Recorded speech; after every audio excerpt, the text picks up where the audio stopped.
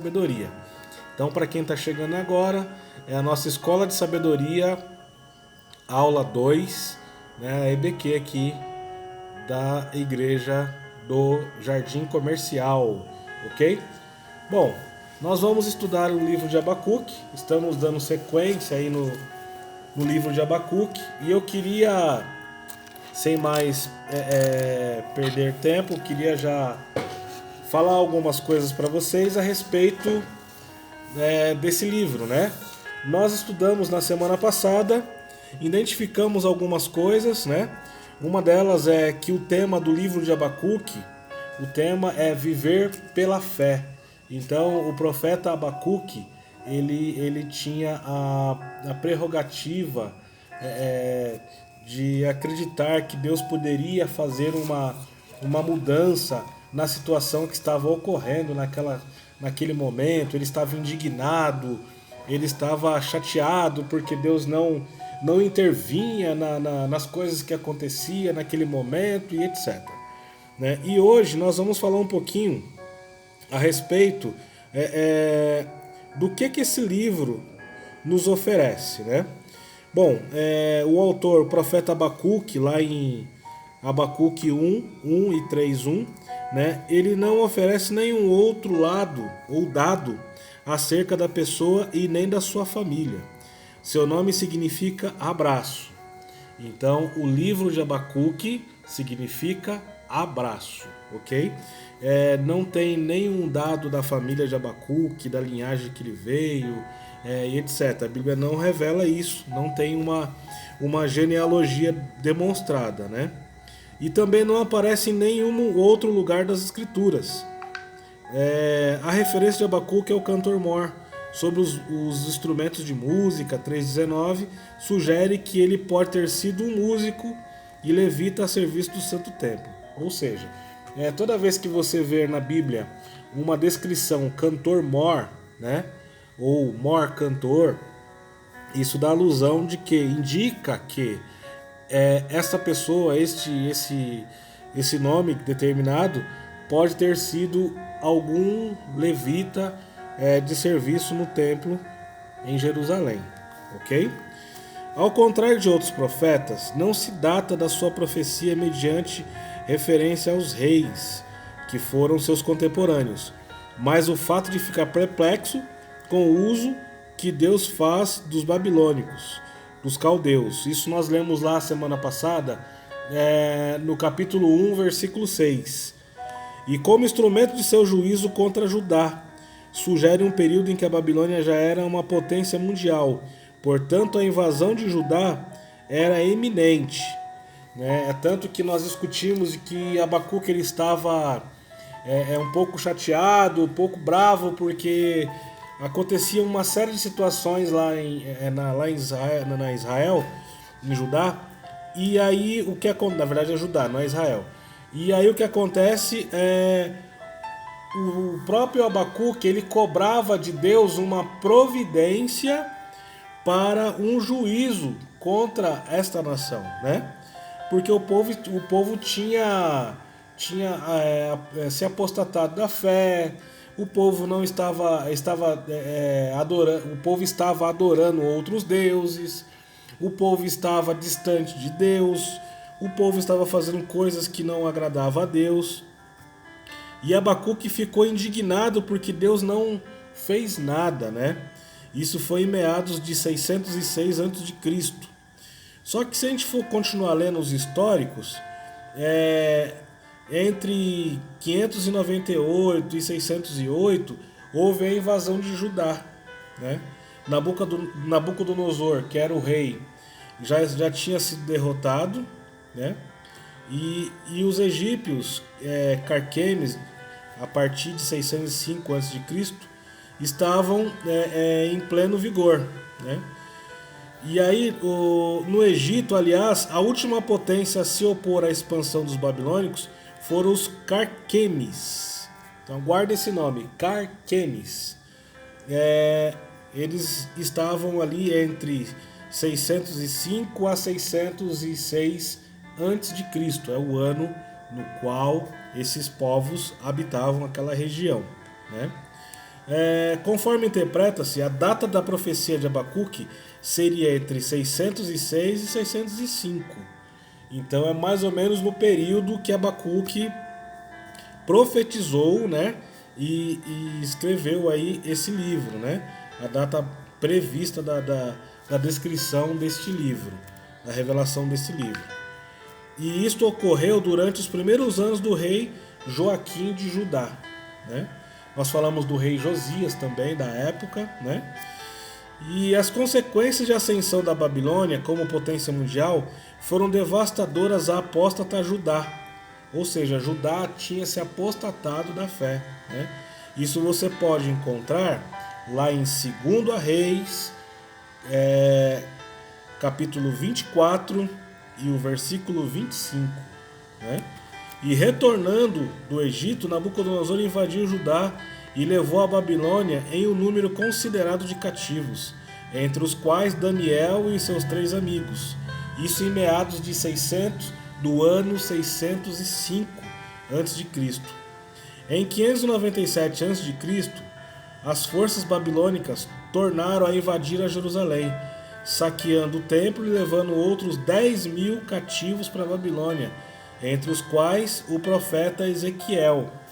E quando o rei Ezequias intentou livrar Judá do controle babilônico, 11 anos mais tarde, em 586 a.C., Nabucodonosor, enfurecido, sitiou Jerusalém e incendiou o templo e destruiu totalmente a cidade e deportou para a Babilônia a maioria dos judeus e sobreviventes. E é provável que Abacuque haja vivido na maior parte desse período, onde o juízo divino revelou-se contra Judá.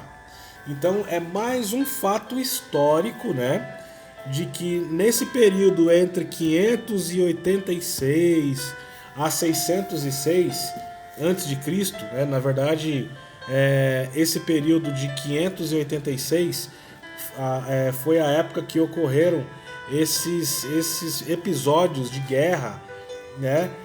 Seja pelo povo babilônico, pelos Carquemes, né? Contra Judá. Então, nesse período, nós observamos que houve muitas guerras e houveram muitos cativos.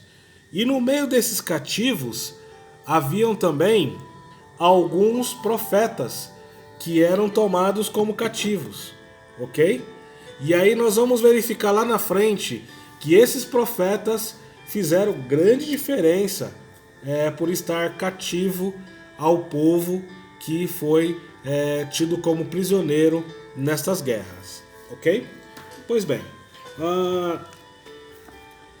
aqui nós vamos falar um pouquinho de um tema importante, das condições que estava aquela região naquele momento, né?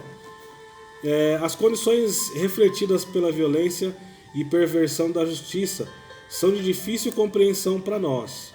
Ou seja, naquela época existia muito essa questão de violência, perversão, o povo estava voltado aos ídolos, e tudo isso gerava uma indignação ao profeta Abacuque.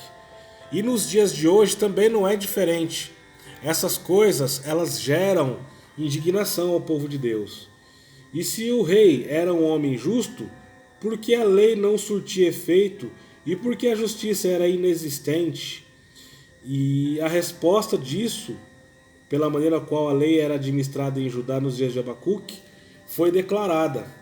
Embora o poder do rei fosse supremo em Jerusalém, onde se governava por meio de assessores pessoais fora da capital, e sua administração da justiça era uma questão de entendimento local. Ou seja, o rei ele não tinha total predominância para poder tomar uma atitude, o rei supremo. E ele deixava essas diretrizes para os assessores e as pessoas que estavam próximas, mas na questão local ou regional. Então, desde os primórdios, até a Bíblia nos ensina isso, mostrando aqui agora este histórico, de que muitas consequências e muitas coisas eram determinadas por, vamos dizer assim, prefeitos regionais ou escribas, ou na época alguns assessores do rei que ficavam controlando as regiões mais remotas do que a capital da administração daquelas nações, ok? Não havia código que regesse o sistema judiciário ou policial. Os casos eram levados ao grupo de anciãos que se reunia à porta da cidade. O acusador e o acusado traziam suas testemunhas e cada um defendia a sua causa. Então, os anciãos, né, eles que decidiam, os juízes, os sacerdotes, eles decidiam, né, as situações porque não tinha um sistema judiciário, não tinha um sistema policial, não tinha uma lei, uma regra definida, né, propriamente dito, não tinha uma determinação judicial na época, ok? E havia muitas formas de perverter esse sistema de justiça. Era fácil contratar testemunhas falsas em Judá. Olha que situação. Isso já acontecia nos dias anteriores. Imagina hoje, né? No passado você tinha essa preeminência de que as pessoas contratavam testemunhas falsas. E a mentira poderia ser contada a favor do vizinho, em troca de promessa em favor semelhante, e mais tarde isso ocorreria. E isso tornava as decisões tão pouco imunes ao suborno. E muitos até o propunham uma mudança. Ao mero aceno de certa quantia de dinheiro, os que tentavam manter a legalidade eram defraudados pelos desonestos à sua volta. Sistema judiciário havia, mas era corrupto e injusto. Não parece alguma coisa igual aos dias de hoje, né? Hoje nós temos um sistema muito bem aparelhado, muito bem identificado. Nós temos um sistema muito bem dominado por regras, por leis, por códigos, por processos, né? Por auxiliares de entendimento. Porém, o sistema ainda é corrupto. Ainda existe muita corrupção no sistema. Só que isso vem lá atrás, de anos antepassados, lá atrás. Nós estamos falando no ano 606 antes de Cristo, correto? E mesmo assim a preocupação de Abacuque não era tanto com o povo quanto com o próprio Deus. Sua motivação básica não era a raiva, mas a preocupação pela glória de Deus. Ele se preocupava porque em meio a tudo isso Deus não se manifestava mais. A glória de Deus não manifestava naquele povo, porque o povo estava numa condição muito complicada. O povo estava corrompido, envolvido com mentiras, envolvido com muitas coisas que desagradam a vontade de Deus. Porque o Deus Santo permitia que o seu povo continuasse a agir e a desonrá-lo daquela maneira. Então, assim, Abacuque ficava indignado. Poxa vida, mas Deus está deixando isso acontecer. Por que Deus permite que o povo continue dessa forma? Por que Deus não toma uma providência? Por que Deus não age com justiça? Por que Deus não eu acho que talvez ele pensasse, por que Deus não elimina todo mundo? Não acaba com todo mundo, né? Então talvez ele pensasse essas coisas. E aí olha o que acontece. Deus não deveria corrigir a situação? Será que Deus não podia tomar uma decisão? Não deveria mover o coração do povo, assim como transformar o coração de Josias e levar Judá a amar e obedecer a Deus? Deus não devia ser glorificado à vista de todos os gentios? Então Abacuque ele tinha esses questionamentos. Poxa, será que Deus não podia resolver essa questão? Será que Deus não podia tomar uma decisão para que isso não acontecesse? Será que Deus não poderia fazer algo para que essas coisas acabassem?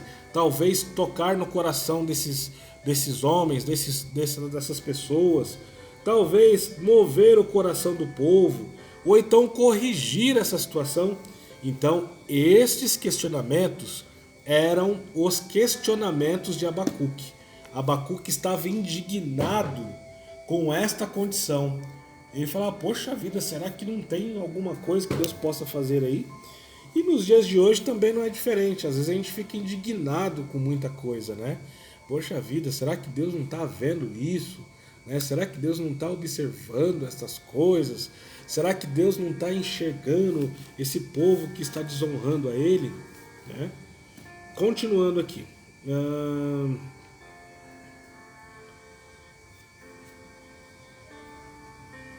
Provavelmente, alguns anos antes do problema começar a atormentar Abacuque, Nabopolassar, príncipe caldeu, encabeçou uma rebelião e derrotou o exército assírio nas proximidades da cidade da Babilônia. Então, um cidadão chamado Nabopolassar, que era um príncipe caldeu. Então, naquela época a gente tinha príncipe, tinha juízes, tinha escribas, tinha reis, anciãos, sacerdotes, né? E nessa condição aqui, esse cidadão começou uma rebelião. Ele gerou uma rebelião, né? E ele derrotou o exército da Síria com esta rebelião. E tomou a cidade e estabeleceu o Império Babilônico.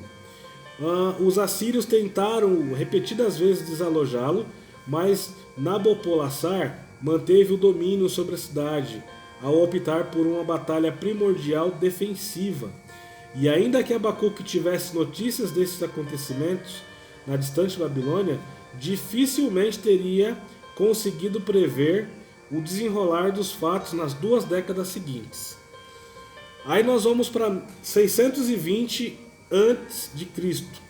Nabopolassar formaria uma aliança com os Medos, povo cruel que habitava a região a nordeste da Síria, e a colisão faria grandes incursões em território assírio. Logo, a Síria estaria lutando pela própria sobrevivência. Então esse cidadão aqui, além disso, ele formou uma aliança com os Medos. Você vai ver muito falar na Bíblia sobre os Medos, sobre os persas. E esse pessoal aqui, os Medos, eles eram cruéis. E eles habitavam no nordeste da Síria, na região nordeste da Síria. E eles eram um povo difícil, um povo cruel, um povo sanguinário, né? E logo a Síria estaria lutando pela própria sobrevivência.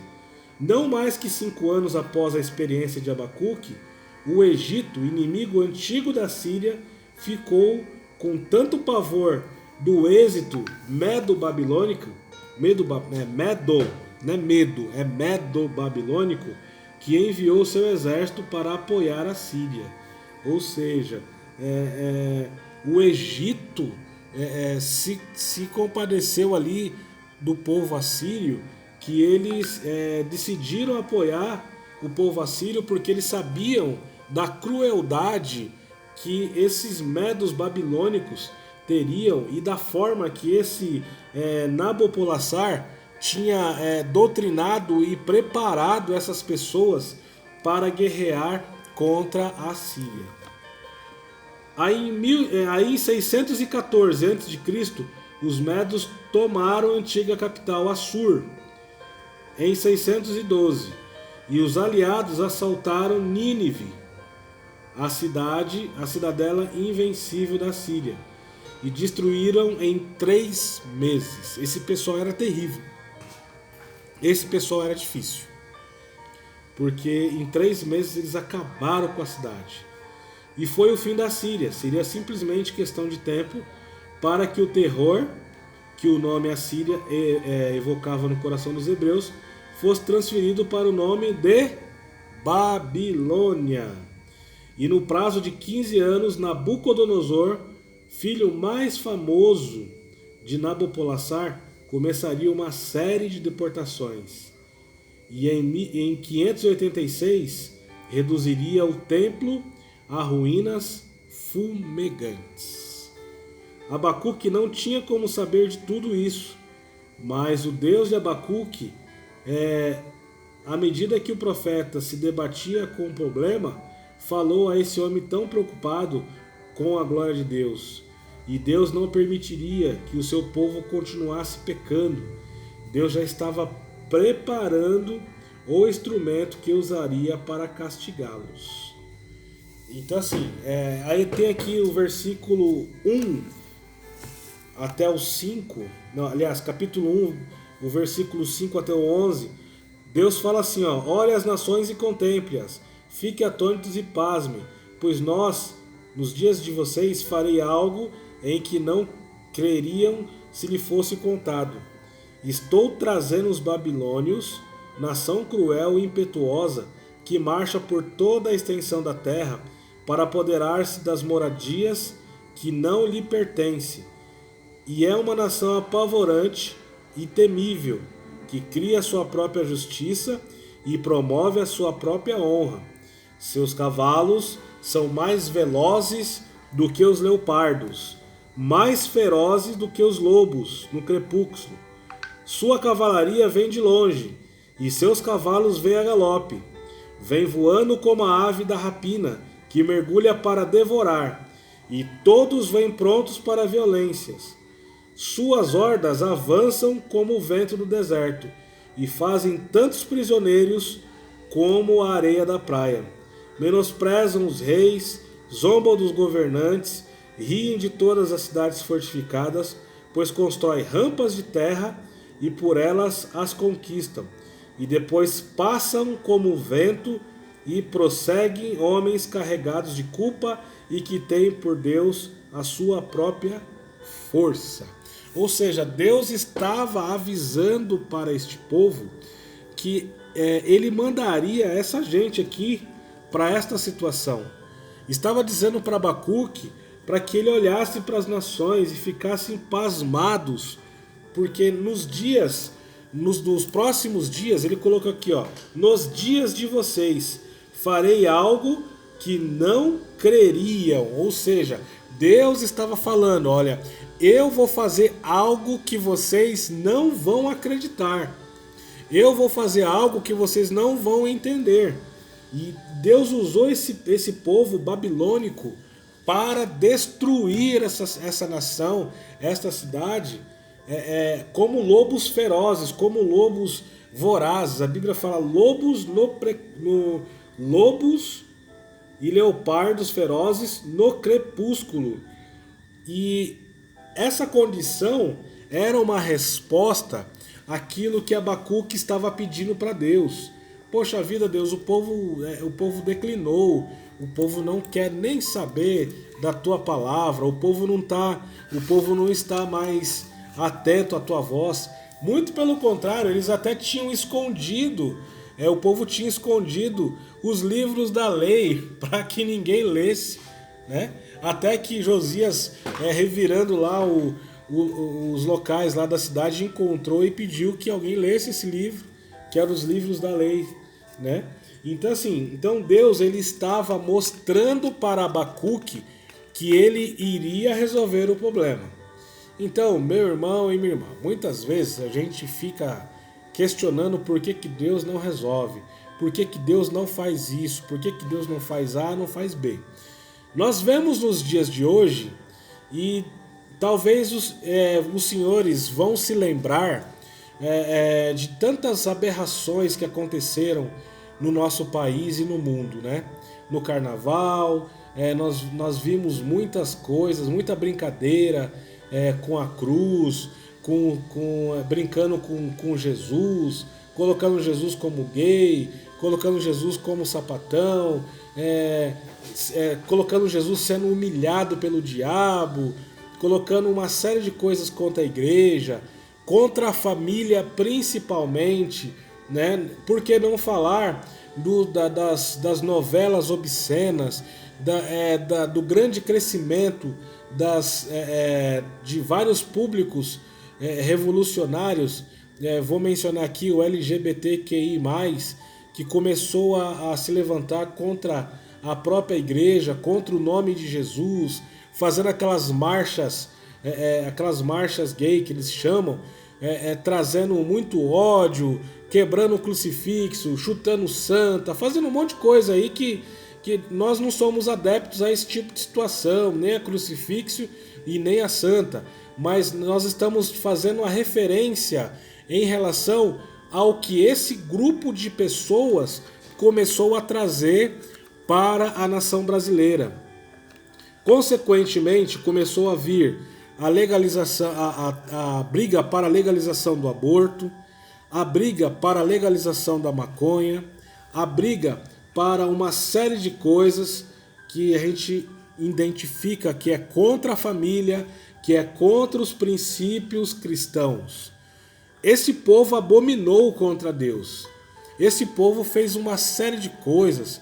Certa vez entraram numa igreja e aí um grupo de feministas nuas entraram numa igreja, começaram a afrontar o sacerdote daquela igreja. Alguns ativistas homossexuais também entraram dentro de uma igreja evangélica e começaram também a afrontar o pastor daquela igreja. Então, irmãos, muitas coisas aconteceram semelhantes ao que aconteceu lá nesse período de 586 anos antes de Cristo. Eu estou só comparando os dias de hoje para que você possa ter uma ideia de que muitas vezes eu ou você ou um de nós que somos pessoas de bem já nos questionamos para Deus.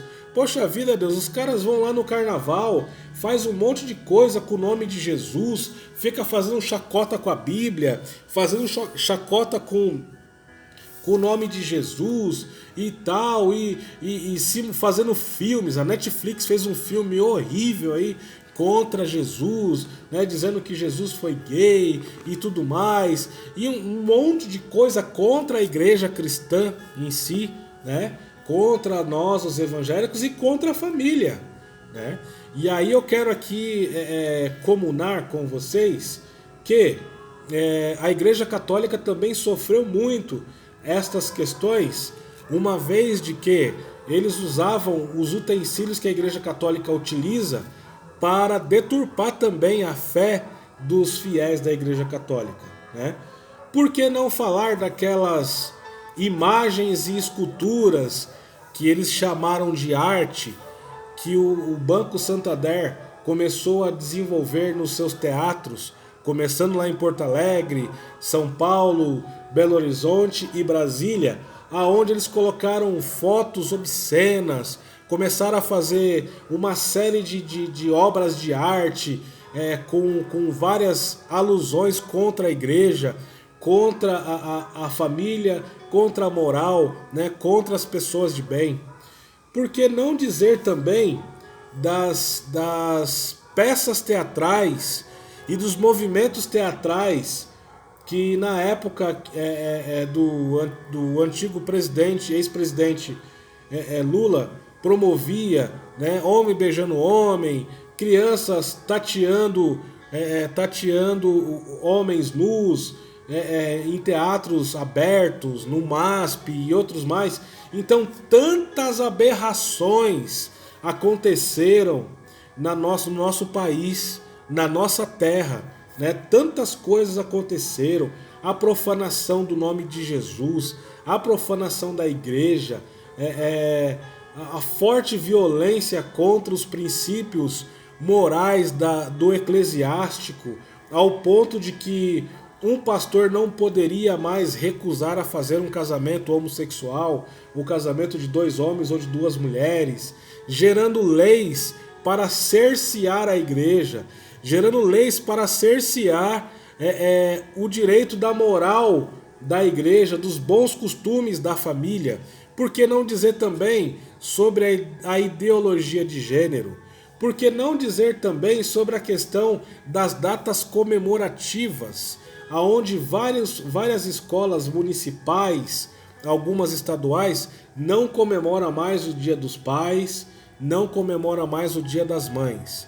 Comemora o Dia da Família. Principalmente as escolas do município, as municipais, aonde este clamor é muito forte.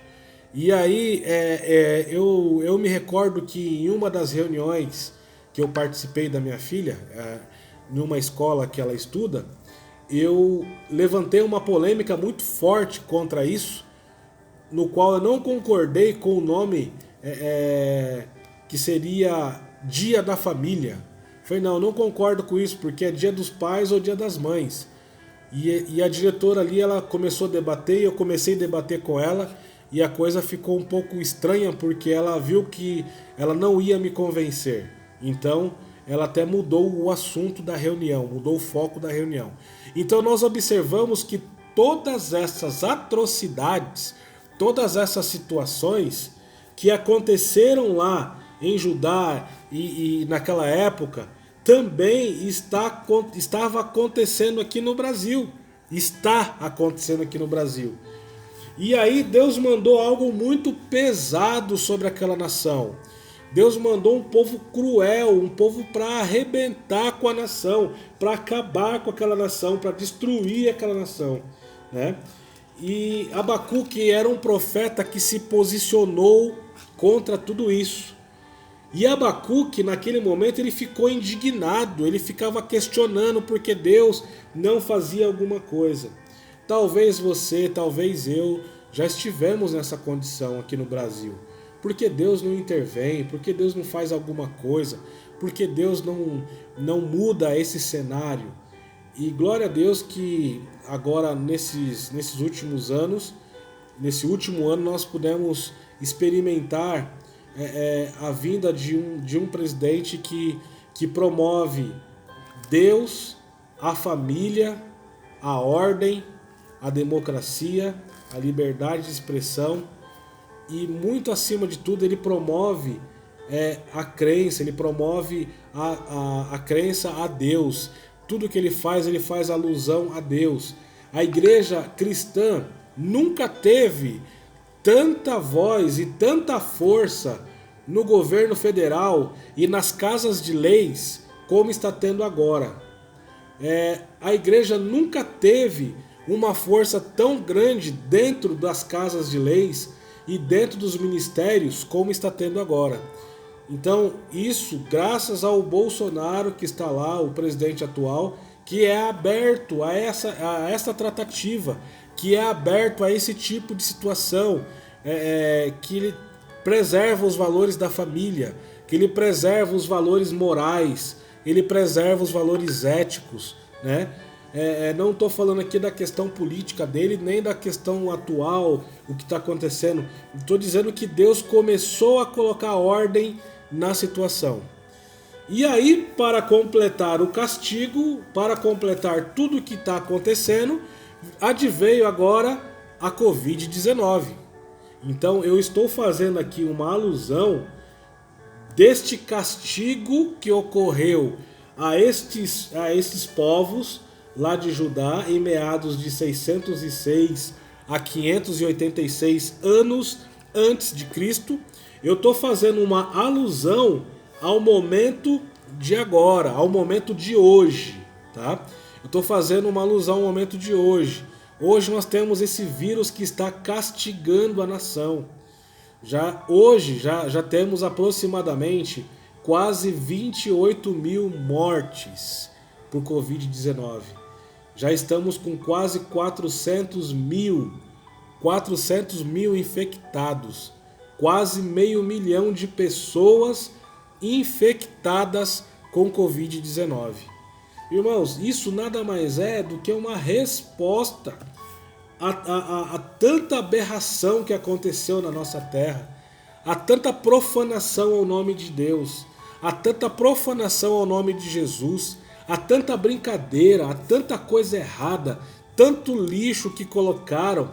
Eu não posso deixar de mencionar também a tentativa da criação da cartilha gay para distribuir nas escolas, né? A criação de livros pedagógicos com instruções sexuais para as crianças. Eu não posso deixar de falar também da apologia à utilização de drogas. Tentaram colocar algumas coisas de formato medicinal para tentar ludibriar, né, a opinião pública. E tantas atrocidades, tantas coisas que aconteceram, que se você olhar um pouquinho para trás, aí, há uns 2, 3 anos atrás, aqui no Brasil, você vai verificar que tanta coisa ruim aconteceu para que neste momento pudesse advir um castigo. Eu estou afirmando isto, estou fazendo uma analogia, eu estou fazendo um comparativo de que este momento seria talvez um momento aonde Deus está trazendo castigo sobre a nossa terra. O Brasil se tornou um epicentro do Covid-19. Todos os países já estão se mobilizando para fechar fronteira com o Brasil. A Argentina, o Uruguai, o Paraguai e outros países da América do Sul, Venezuela, Bolívia, Peru, enfim, todos os países já não querem mais abrir fronteiras com o Brasil, os que fazem fronteira com o Brasil. O Suriname, lá em cima, está deportando brasileiros. É um país que você nem ouve falar, fica lá em cima, perto do Amapá. É um pedacinho de país do tamanho, acho que talvez quase igual do tamanho, quase do tamanho do Sergipe. Um pouquinho maior que Sergipe, vamos colocar assim. Quase do tamanho aí de Alagoas e Sergipe juntos. Você pode olhar aí no mapa do Brasil que você vai ver lá em cima, lá, depois do Amapá, você vai ver um país chamado Suriname. Então o presidente desse país está deportando brasileiros por causa da Covid-19. Donald Trump proibiu voos e proibiu a entrada de brasileiros nos Estados Unidos. Então, irmão, eu começo a enxergar, meu irmão e minha irmã, que isso está sendo um castigo sobre a nossa terra. Está sendo um castigo, está sendo algo pesado sobre a nossa terra. Não só na questão econômica ou só na questão da saúde, mas também na questão política, aonde os políticos já não se entendem mais, aonde já não tem mais entendimento. Então eu vejo que isso é um castigo. O Senhor revelou-se a Abacuque que tudo isso viria ajudar de forma amarga e impetuosa, e seria tudo obra de Deus. E ele estava levantando os caldeus babilônicos e estava à frente daquele castigo pavoroso. Para Abacuque, que já compreendera a santidade de Deus e conseguia enxergar a depravação por trás da fachada da reforma religiosa, não havia dúvidas a respeito da justiça de Deus.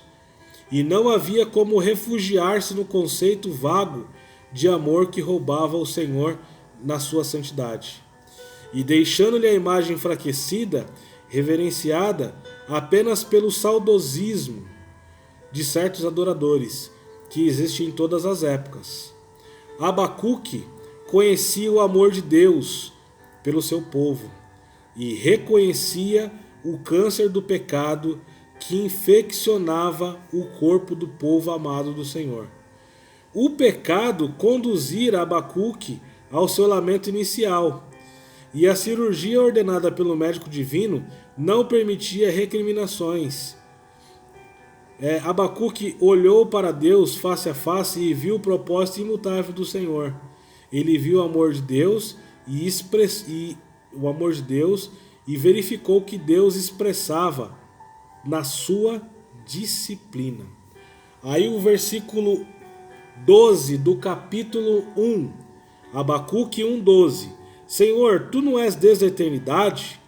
Meu Deus, meu santo, tu não morrerás. Senhor, tu não designaste essa nação para executar juízo? Ó rocha minha, determinaste que ela aplicasse castigo. Então Abacuque estava indignado, Abacuque estava em todo momento pedindo que Deus fizesse algo. Embora aceitasse como correto o castigo decretado por Deus, Abacuque achava-se diante de um quebra-cabeça mais complexo e expresso nas palavras. Aí está lá em Abacuque 1, do 13 ao 17. Tem olhos, são tão puros que não suportam ver o mal. Não podes tolerar a maldade. Então, por que toleras os perversos? Abacuque perguntando a Deus. Por que ficas calado enquanto os ímpios devoram os que são mais justos que eles?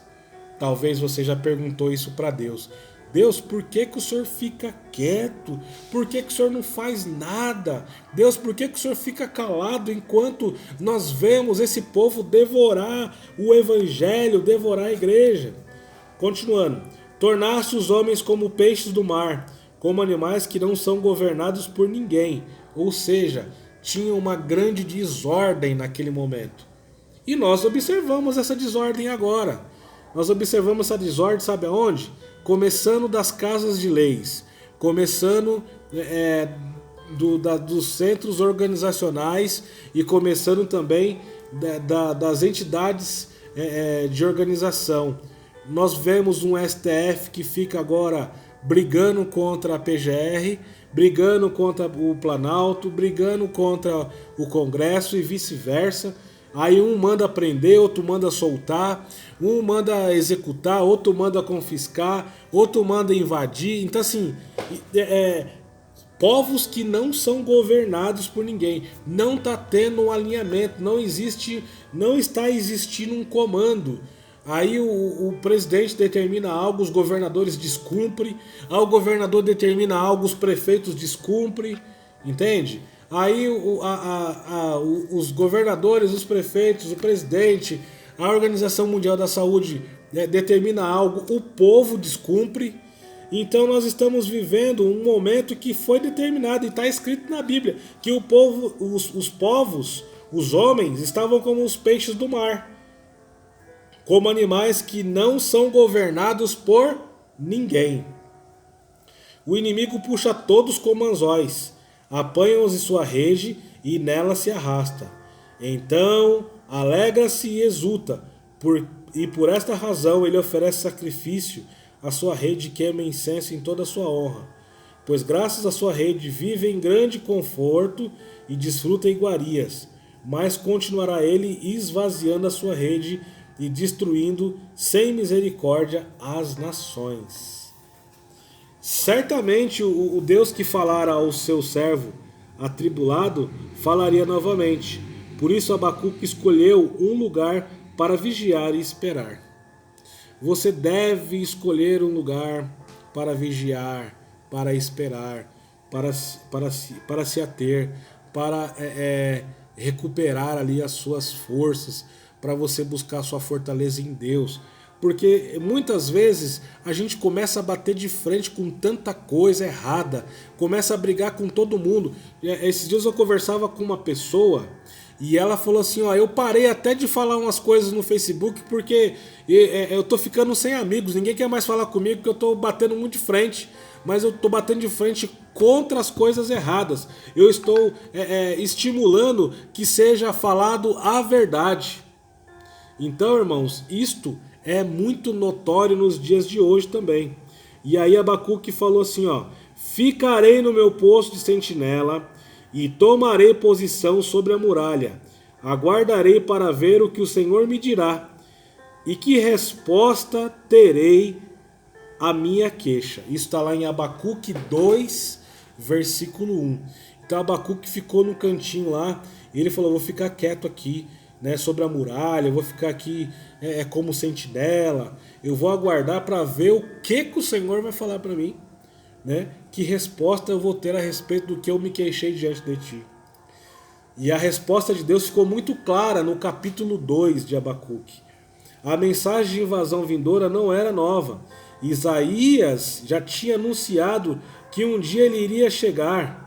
Isaías 39, você pode ler depois lá em Isaías 39 e você vai localizar que o profeta Isaías já tinha profetizado isso.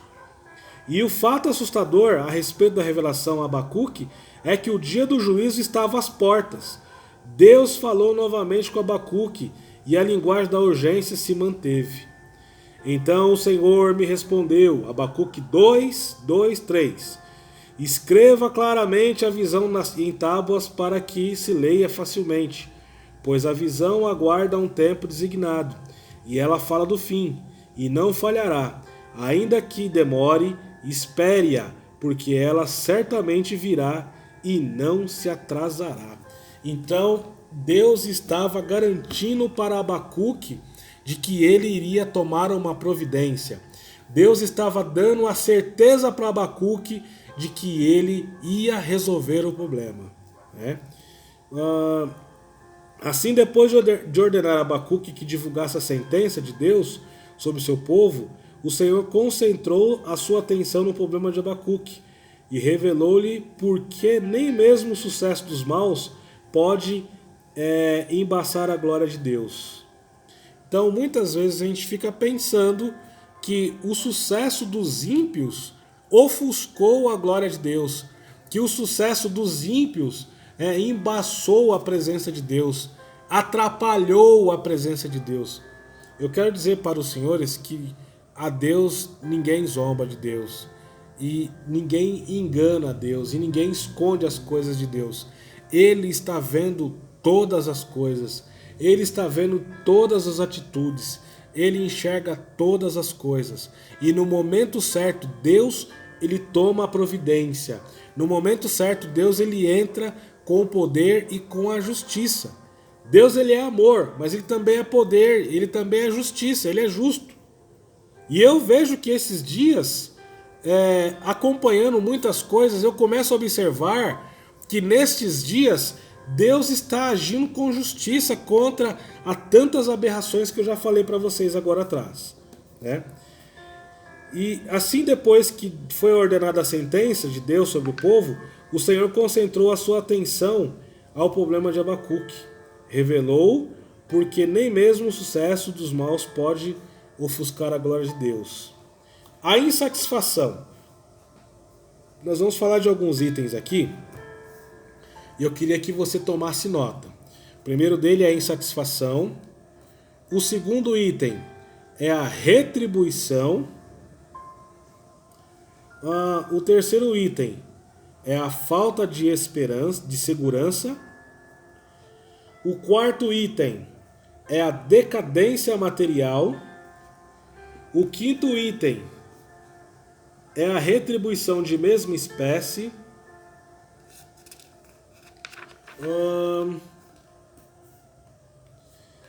E o sexto item, a fé pessoal. Então, nós chegamos ao fim desta segunda aula.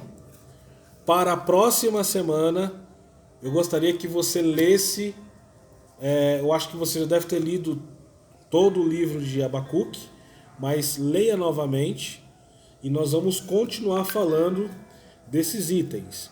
A insatisfação, a retribuição, a falta de segurança, a decadência material.